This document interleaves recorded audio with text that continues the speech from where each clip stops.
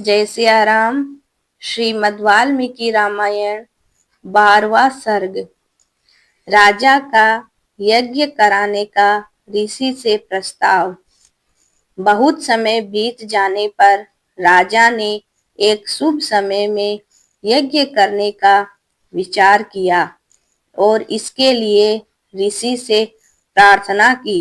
मुनि ने उसकी प्रार्थना स्वीकार करते हुए राजा से कहा, राजन, यज्ञ की सामग्री एकत्रित करें और भ्रमण के लिए घोड़ा को छोड़ दिया जाए। यज्ञ भूमि का निर्माण सरयू के तट पर किया जाए।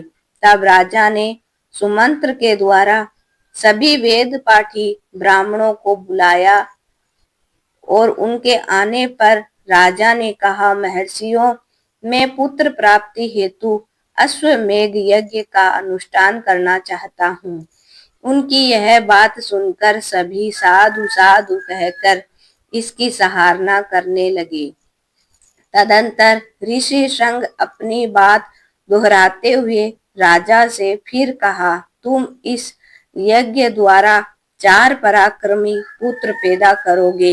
यह सुनकर राजा ने हर्षित होकर मंत्रियों से कहा, तुम लोग शीघ्र मेरे यज्ञ की सामग्री जुटाओ और वीरों की संरक्षण में यज्ञ का अश्व छोड़ो।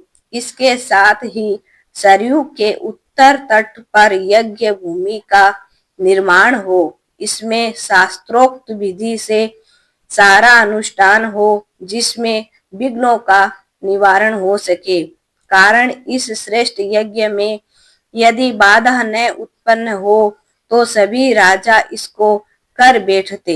अतः वही किया जाए जिससे मेरा यज्ञ विधि पूर्वक संपूर्ण हो।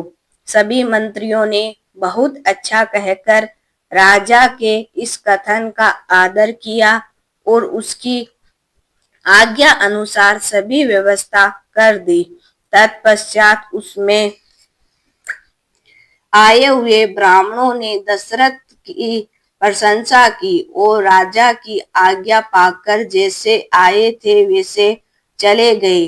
उनके जाने के बाद राजा ने भी अपने महल में गए।